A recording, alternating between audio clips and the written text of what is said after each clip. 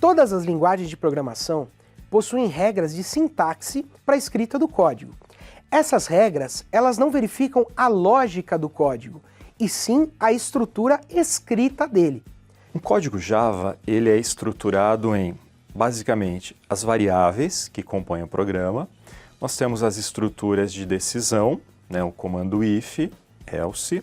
Nós temos as estruturas de controle também dentro do programa, né, que é o for, o while, do while. A gente deve reparar que quando eu faço em Portugal, o Portugal ele lembra linguagens como Pascal ou Basic, que tem uma estrutura característica. No caso do Java, o Java é descendente da linguagem C, que tem a seguinte estrutura: final de instrução termina com um ponto e vírgula.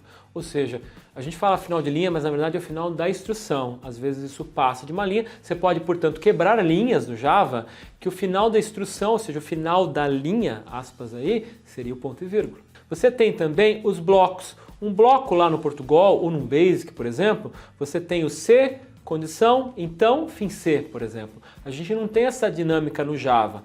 O bloco no Java, ele é estabelecido com o abre-chaves e o fecha-chaves. E a gente tem bloco para tudo. Quando o nosso aluno declara uma classe, por exemplo, o corpo da classe vai estar entre chaves. Vai ter um bloco determinando o início e o fim da classe. Eu vou ter uma declaração de método que vai ter o seu próprio abre e fecha chaves. Ou seja, esse abre e fecha chaves significa o início e o fim de um bloco de instrução. Alguns blocos eu consigo omitir a chave, mas aí são regras específicas e são algumas exceções que são colocadas. Mas em geral, todo bloco abre chave, fecha chave. Toda instrução sempre termina com um ponto e vírgula. Fora isso, regras gerais que toda linguagem de programação tem. Então todo parênteses que foi aberto deve ser fechado.